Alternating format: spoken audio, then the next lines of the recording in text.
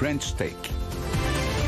Dans la French Tech, Benjamin Talon, cofondateur de Twinseal, merci d'être avec nous depuis Cahors, si je ne me trompe pas. Vous avez un modèle plutôt, un modèle double, un modèle polyvalent, à la fois toujours la production de robots autonomes, certes, mais en site fermé, vous allez être dans l'aide, dans la logistique pour les ouvriers aussi, et notamment en ville où vous livrez cette bataille sur le dernier kilomètre, et là, vous pouvez intervenir dans la livraison. Effectivement, notre business model est un peu particulier puisqu'aujourd'hui, les robots en extérieur ne sont pas encore autorisés puisque ce sont des véhicules autonomes et les autorisations arriveront à l'horizon 2023-2024. Donc aujourd'hui, on vend principalement nos robots sur des usages, sur des parcs fermés, donc dans des grandes usines, dans des campus industriels.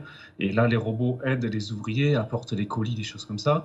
Mais notre cœur de métier, ça reste la livraison du dernier kilomètre en centre-ville. Et aujourd'hui, on est la seule entreprise en France à être autorisée à réaliser du fret en ville, au milieu des personnes. Benjamin, on le voit à l'image, votre petit robot, votre petit droïde. Alors pour celles et ceux qui nous écoutent simplement à la radio, est-ce qu'on peut le décrire? Moi j'ai cru lire que il était inspiré du fameux R2D2. Est-ce qu'il y a un petit peu de ça pour vous aussi? Alors effectivement, on a plusieurs modèles de robots. Aujourd'hui, on a 3 modèles de robots. On a des petits qui vont porter 50 kg, des moyens 150 kg et des gros 300 kg. Les 3 types de robots sont sur le même principe, c'est-à-dire qu'ils ont 4 roues motrices, 4 roues directrices, 4 roues suspendues, et ça leur permet en fait de passer de partout. Donc ça ressemble à des petits véhicules. On s'inspire en fait de véhicules réels et on joue sur le côté cartoon pour l'acceptabilité des robots. Et ces robots-là peuvent porter des charges et donc servir pour aider, par exemple pour les petits, des personnes âgées à retourner faire leurs courses. Les tailles moyennes, ça va plutôt être pour aider les techniciens à rentrer en ville en évitant de venir en ville avec la camionnette. Et les gros, c'est pour du rapprovisionnement de magasins. Dans tous les cas, c'est du transport de charge en mode collaboratif, c'est-à-dire qu'il suit une personne, ou en mode totalement autonome, mais on n'enlève pas du tout l'humain, parce que l'humain reste au minimum, même si c'est la version autonome, au tout début et à la fin, puisqu'il faut bien charger et décharger le robot. Et donc dans tous les cas, vous êtes dans l'optimisation, et donc quels sont vos clients à l'heure actuelle? On a plusieurs types de clients. Alors généralement, c'est plutôt des grandes entreprises, mais c'est sur des marchés extrêmement variés, puisque ça va des grandes usines automobiles ou aéronautiques, dans le nucléaire, dans tout un tas de métiers en fait, où il y a des grands espaces. Et puis de l'autre côté, on va retrouver des personnes, des entreprises qui sont plutôt des distributeurs, des grandes surfaces, des petits commerçants, des points de livraison locales.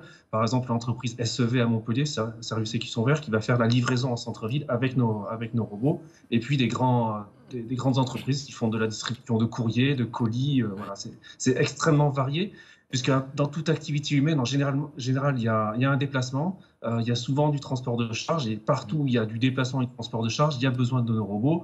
Et essayer d'imaginer une activité humaine où il n'y a pas de transport, en fait, il n'y en a pas beaucoup.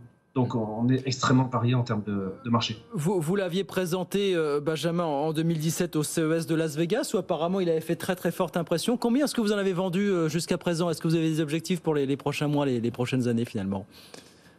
Alors jusqu'à présent, on a vendu une 50aine de robots. Ouais. C'est tous des prototypes ou des pré-séries. On n'est pas encore en série, parce que comme je vous expliquais, nous, notre marché, c'est la ville et il ne s'est pas ouvert avant 2023. Donc pour l'instant, on est encore sur du développement et de l'industrialisation de nos robots.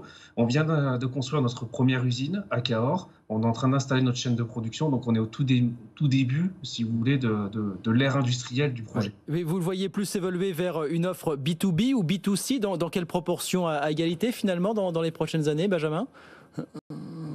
Notre priorité reste quand même le B2B, tout simplement parce que c'est des produits qui restent assez chers, donc c'est plutôt des entreprises qui vont pouvoir les acquérir. Il faut imaginer un petit véhicule autonome comme ça, c'est exactement les mêmes capteurs, ça a exactement la même intelligence artificielle qu'un véhicule autonome. Donc, et la partie dans la nomenclature, le coût des capteurs, des systèmes de sécurité sont les mêmes, donc c'est très important.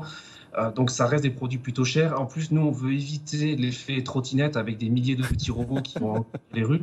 Donc nos robots, les petits modèles, qui sont plutôt destinés aux personnes âgées, aux personnes à mobilité réduite, sont vraiment destinés à ces personnes-là. Le but, c'est pas d'en mettre un derrière chaque écolier ou chaque personne qui va à son travail. Ça serait trop, si vous voulez. Donc, ce n'est pas l'objectif. Il y a des réglementations différentes selon les pays. Vous êtes aux avant-postes en France. Quels sont vos autres marchés et quels marchés vous visez notamment? Alors, c'est vrai qu'en France, on est la seule entreprise en France à développer ce genre de produit, à être autant avancé. En Europe, on est quasiment les seuls.